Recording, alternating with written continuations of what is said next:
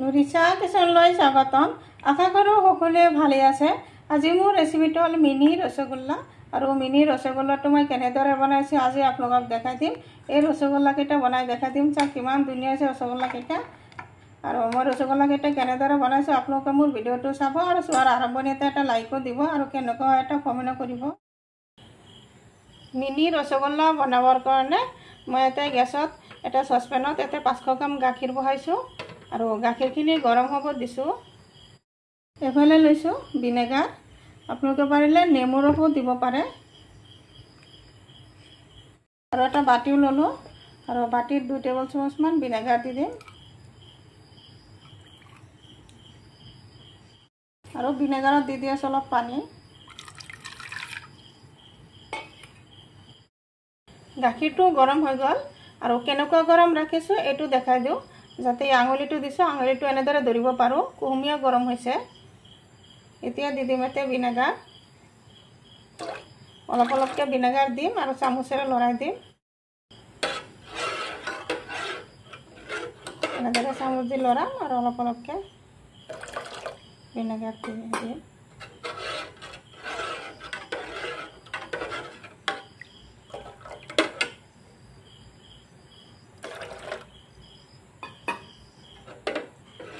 এনেদৰে লাহে লাহে গাখীৰটো ফাটিব ধৰিছে।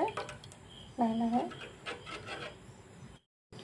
এই চাওক গাখীৰৰ পৰা চানা হ'ব ধৰিছে, দেখাই পাইছে। আৰু এনেদৰে 3-4 মিনিটমান এনেদৰে ৰাখি দিম। আৰু গেছৰ ফ্লেমটো কিন্তু মই অফ কৰি দিছোঁ এতিয়া। আৰু অলপ লৰাই দি আছোঁ। এই চাওক চানাৰ পৰা পানীখিনি এক্সট্ৰা হৈ গ'ল, দেখাই পাইছে। এতিয়া এইখিনি চাকি ল'ম।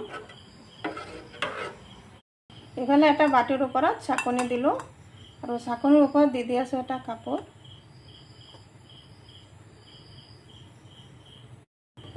এতিয়া চানাখিনি চাকনিটো তেনেদৰে ঢালি দি আছোঁ।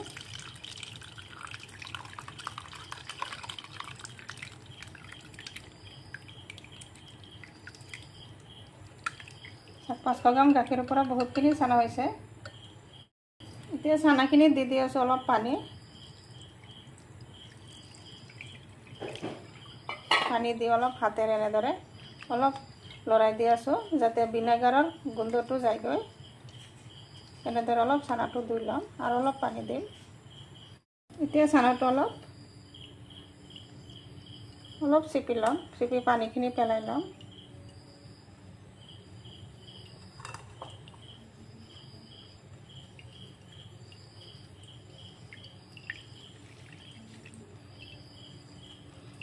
এক্সট্ৰা পানীখিনি এনেদৰে চিপি পেলাই দিম। এতিয়া থাল ল'লোঁ, এই থালত চানাখিনি ঢালি দিম।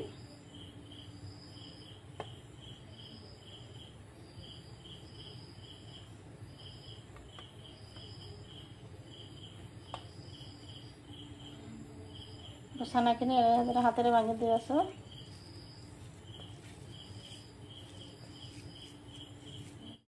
চানাখিনি হাতেৰে এনেদৰে হাতেৰ তালু দি এনেদৰে ভালদৰে ঘঁহি ল'ম। হাতেৰে চানাখিনি ভালদৰে অলপ মাৰি ল'লোঁ আৰু ইয়াতে লৈছোঁ এই চামুচেৰে 2 চামুচ কৰ্ণফ্ল'ৰখিনি ইয়াতে দি দিম।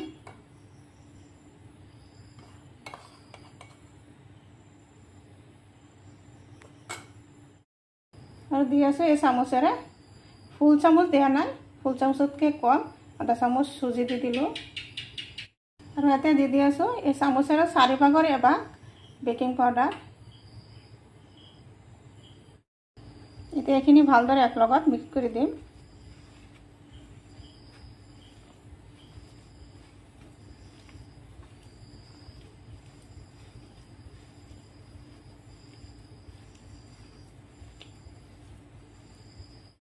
ভালদৰে এনেদৰে ধুনীয়াকৈ ডোটো বনাই ল'লোঁ চানাটো দি, দেখা পাইছে। আৰু ইয়াৰ পৰা অলপখিনি ল'লোঁ।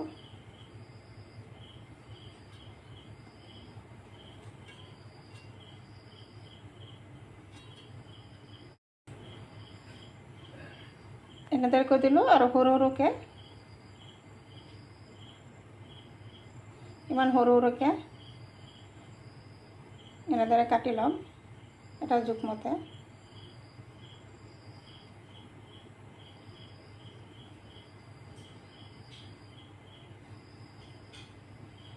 এনেদৰে গুটিখিনি এনেদৰে সৰু সৰুকৈ বলৰ নিচিনা এনেদৰে বনাই ল'ম। গুটিখিনি চানা এনেদৰে বলৰ নিচিনা কাটি ল'লোঁ আৰু হাতেৰে ঘূৰাই ঘূৰাই অলপ ধুনীয়াকৈ ৰসগোল্লা টাইপ শ্বেপ দি দিম। এতিয়া এনেদৰে এটা বল লৈ এনেদৰে হাতে এনেদৰে তালুত লৈ এনেদৰে ধুনীয়াকৈ ঘূৰণীয়া ৰসগোল্লা টাইপ শ্বেপ দি আছোঁ।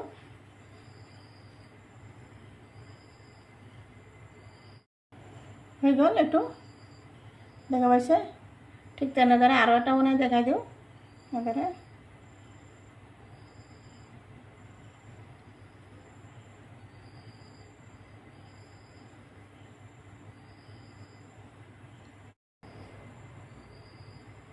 এইটো হৈ গ'ল চাওক, দেখা পাইছে? ঠিক তেনেদৰে বাকীকেইটা বনাই ল'ম। গুটিকেইটা মিনি ৰসগোল্লা এনেদৰে শ্বেপ দি ল'লোঁ, দেখাই পাইছে? ধুনীয়াকৈ শ্বেপ দিছোঁ। এইফালে গেছতে এটা চচপেন বহাইছোঁ আৰু ইয়াতে দি আছোঁ চেনি।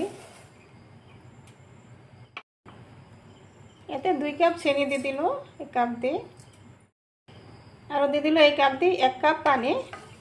2 কাপ চেনি আৰু 1 কাপ পানী দি দিলোঁ। চামুচেৰে অলপ লৰাই দি আছোঁ।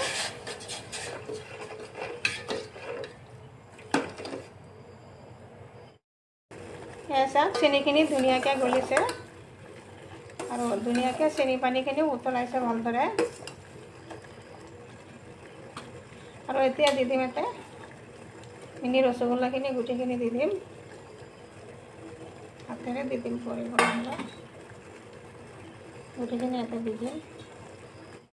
গুটিখিনি ৰসগোল্লা ইয়াতে দি দিলোঁ চেনি পানীখিনিত।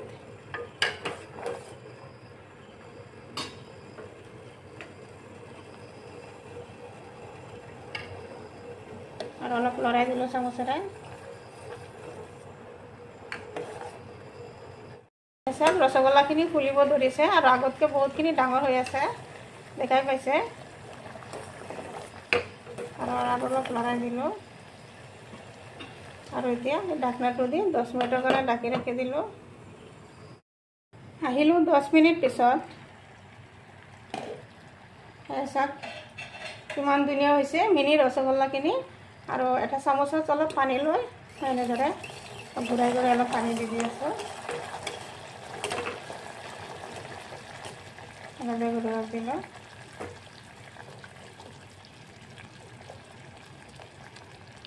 অলপ লৰাই দিলোঁ এনেদৰে।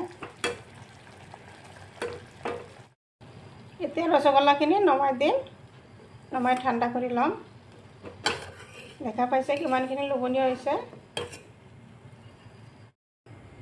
মিনি ৰসগোল্লাখিনি ঠাণ্ডা হৈ গ'ল আৰু এই চাকনিটোত ঢালি দি আছোঁ গোটেইখিনি।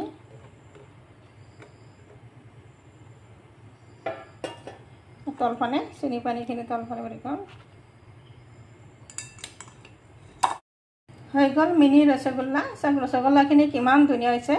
নিশ্চয় মোৰ ৰেচিপিটো ভাল লাগিছে। যদি ভাল লাগে লাইক শ্বেয়াৰ কমেণ্ট কৰিব। প্লিজ এটা ছাবস্ক্ৰাইব কৰি কাষত থকা বেল আইকনটো প্ৰেছ কৰি দিব। আজি মোৰ ৰেচিপি এইখিনি। আকৌ আশা আছে কাইলৈ আৰু এটা নতুন ভিডিঅ'লৈ আহিম। Thank U.